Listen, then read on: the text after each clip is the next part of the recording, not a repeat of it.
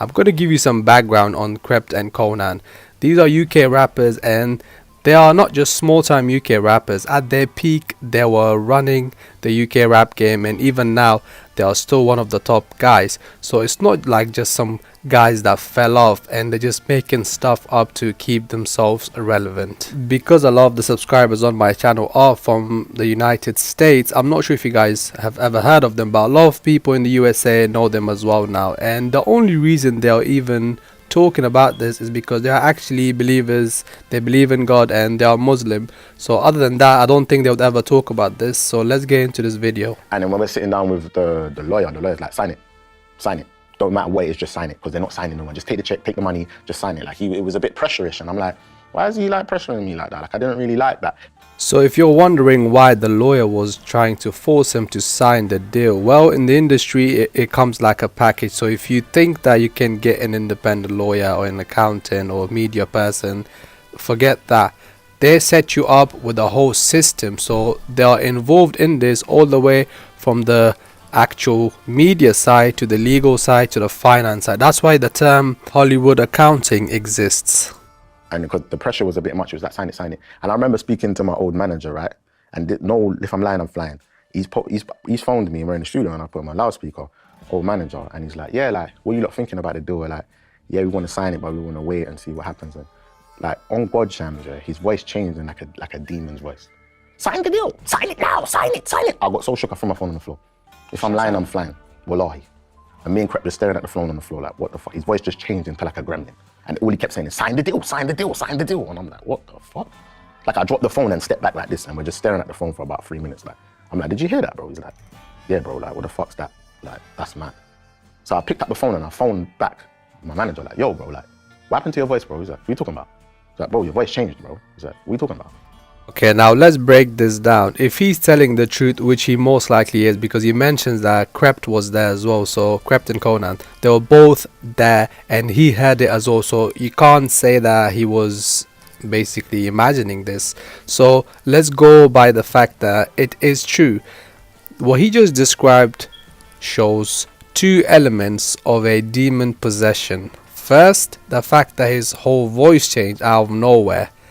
And secondly, the fact that he could not remember what actually happened. So when he called him back, the guy did not remember what happened. He did not remember saying, sign it, sign it, sign it. He then goes on to say in the interview that he signed it anyway. And I don't like how the interview actually changed the topic after this. Konan gave her the rope to actually ask more questions about this shit, but she completely ignored it and made it something else. I believe Krept and Konan have seen more than this, and he wanted to probably talk more about this, but the interview completely changed the topic. She should have just stuck on there to explore this topic a bit more.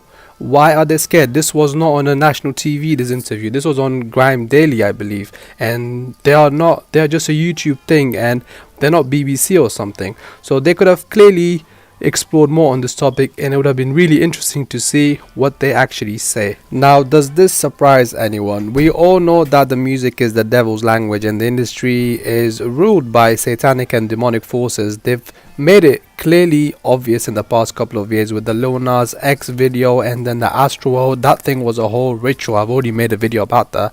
You can check it out if you haven't watched it. So this does not surprise me, and I don't have any reason to not believe what Konan is saying.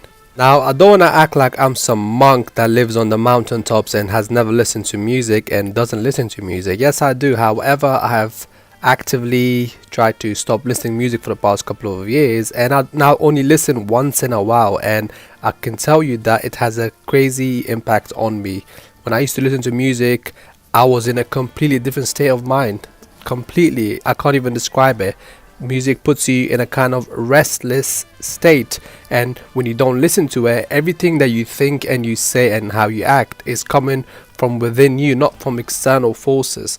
This is why I always say that the music industry is more evil than the movie industry, because you see, the movies are used to just prepare you for the agenda that is coming, or just push some sort of a propaganda. The music is where they actually really influence you as a person. The music contains all sorts of frequencies and other shit that actually makes you think in a certain way. It puts you in a kind of state of mind where you are more influenceable. I don't even know if that's a word, but it puts you in a state of mind where you can be influenced easily. That's the devil's language, the music. That's why it has always been said that music is the devil's language. In fact, I think, if I'm not wrong, Lucifer was the angel of music. If I'm wrong on this, correct me, but I did read that somewhere. I think Lucifer was the angel of music. So music is the devil's language, and that's the channel that they use to influence you, your thoughts, and how you act. Try it. Stop listening to music. If you listen to music a lot, stop listening to music for at least a few weeks and see how different you act. You definitely see a change. I can promise you that. It might not be really significant for everyone, but for some of you, you really notice a huge difference.